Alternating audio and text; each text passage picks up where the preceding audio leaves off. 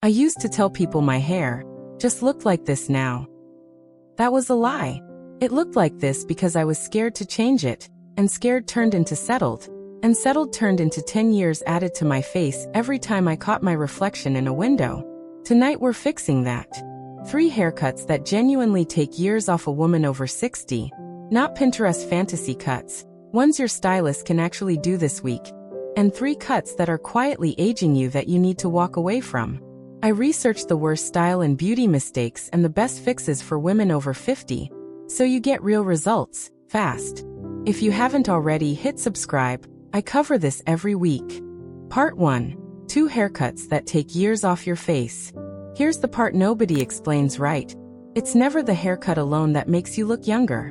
It's what the haircut does to the light hitting your face. Most women over 60 are wearing styles that were cut for the bone structure they had at 40, and gravity has quietly moved everything since then. The first cut fixes that immediately. It's a long layered bob that sits right at the collarbone, with soft curtain bangs parted in the center. The reason this works has nothing to do with trend, and everything to do with geometry. As we age, the lower third of the face softens, and a blunt, heavy hemline draws the eye straight down to that softening. It's basically pointing a finger at the thing you'd rather nobody noticed. Layers break that hard line. Curtain bangs do something even more specific. They frame the upper face, right at the brow and cheekbone, which is the part of you that hasn't changed nearly as much as you think it has. Tell your stylist this exact phrase. I want long layers starting at the cheekbone, with curtain bangs left long enough to tuck behind my ears. That phrasing matters because bangs alone can get you a heavy, blunt fringe that does the opposite of what you want. You need movement, not a curtain wall. Here's the snapback moment. Women who make this switch tell me the same thing within a week. People start commenting on their eyes. Not their hair. Their eyes.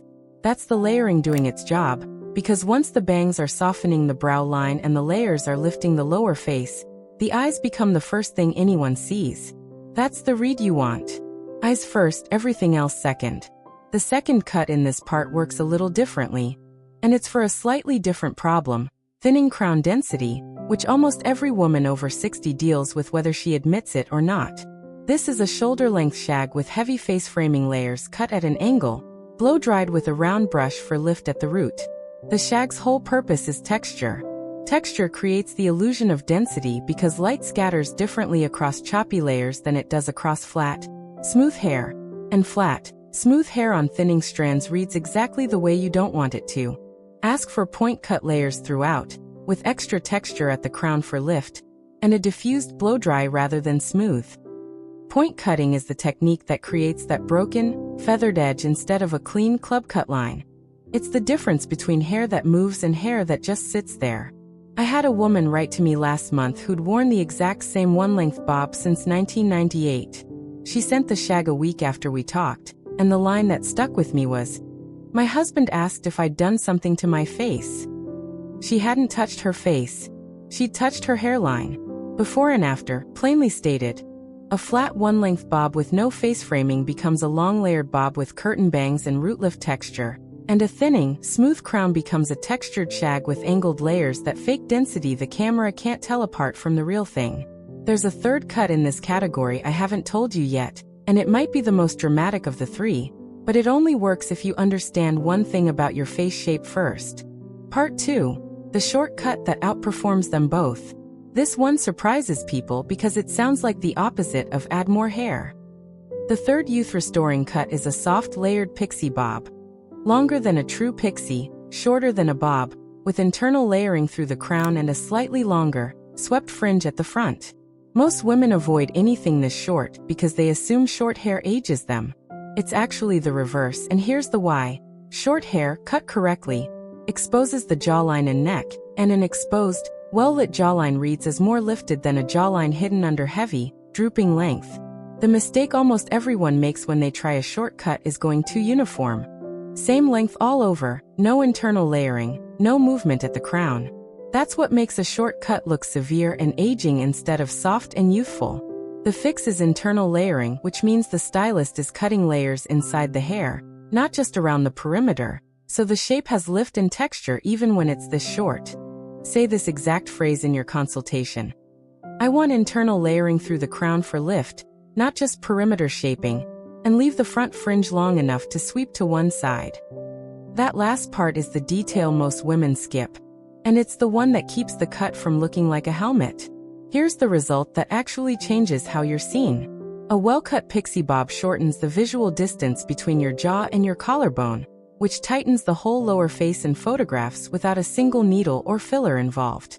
I've had women tell me their video calls look completely different after this cut.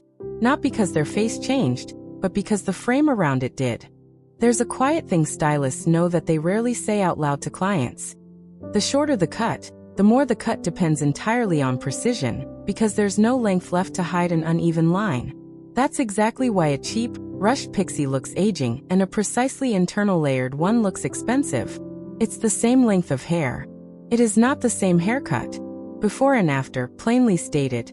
A uniform, helmet-like short cut with no internal layering becomes a soft layered pixie bob with crown lift and a swept fringe that opens the whole face. That's the last of the 3 cuts that take years off.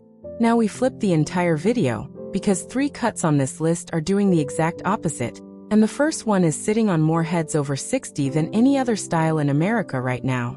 Part 3, 2 haircuts quietly aging you. Let's talk about the cut sitting on more women over 60 than any other style in the country, and the uncomfortable reason it's still everywhere. It used to work. The blunt, one-length bob that hits right at the jaw was a power cut in your 40s. The exact same cut, on the exact same length of hair, ages differently on a face that's softened at the jawline, because a hard, club-cut line now sits precisely where the face needs the least attention drawn. You might recognize this in your own mirror without ever having named it. You keep your length, you keep it blunt, and somehow the haircut that used to make you look sharp now makes you look tired in photos. Even on days you don't feel tired at all. That's not your face failing you. That's the haircut working against the face you actually have now. The fix isn't cutting it shorter or longer, it's softening the line itself. Ask your stylist for point-cut ends and face-framing layers added to the existing bob, keeping the length but breaking the blunt hemline. You keep almost everything you love about the cut. You just remove the one hard edge doing all the damage. The second cut in this part is the opposite problem. Too much texture, applied wrong. This is the tight, overly curled perm set close to the scalp, sometimes called the poodle perm. Still requested by women who remember it from decades ago without realizing how differently it reads now. Tight, uniform curls set close to the head add visual width and density exactly where the face needs softness. And the rigid identical curl pattern reads as artificial in a way that natural texture never does. The fix here is a looser, larger rod perm or a diffused natural wave pattern instead. Say, I want a loose, larger curl pattern with movement, not a tight uniform set, at your next appointment. The goal is texture that looks like it happened to your hair, not texture that was clearly done to it. Here's the part that stings a little. I've watched women hold on to these exact 2 cuts for 15, 20 years because a stylist told them once, decades ago, that it was their look. A look isn't a haircut frozen in time. A look is something that's supposed to move with your face, and your face has moved. Letting the cut move with it isn't losing yourself, it's the opposite. Before and after, plainly stated. A blunt jaw-length one-length bob becomes a softly layered, point-cut version of the exact same length, and a tight, closed-set perm becomes a loose, larger pattern wave with real movement. There's one more cut left on this list, and it's the one I get the most defensive messages about every single time I mention it. Part 4. The cut I get the most pushback about. This is the cut that makes my comment section explode every time. The severe, ultra-short pixie with no length anywhere, buzzed tight at the nape and sides, with barely an inch of hair on top. I understand the appeal completely. It feels bold, it feels low maintenance, and a lot of women adopt it specifically because they're tired of fighting their hair. But here's what's actually happening structurally, and it's worth hearing even if you love this cut. When there's no length left anywhere on the head, there's nothing left to soften the transition between hairline and face, and that transition is exactly where age shows up first. A pixie isn't the problem. The total absence of any length or texture is the problem. The difference between a cut that ages you and a cut that lifts you, at this exact length, comes down to roughly an inch of hair at the crown and temples. The fix keeps the short, low-maintenance promise but adds back exactly what's needed. Tell your stylist, keep it short, but leave 1 to 2 inches at the crown and a longer piece at the temple. I can style forward or back. That small amount of length is enough to create a soft frame at the hairline without losing a single bit of the ease you wanted from going short in the first place. This is the snapback moment for the whole video, honestly. The women who make this one small adjustment, adding that inch at the crown, tell me people stop asking if they're doing okay and start asking where they got their hair done. That's the entire difference between a cut that reads as giving up and a cut that reads as a decision. 1 inch of hair, completely different message sent to every room you walk into.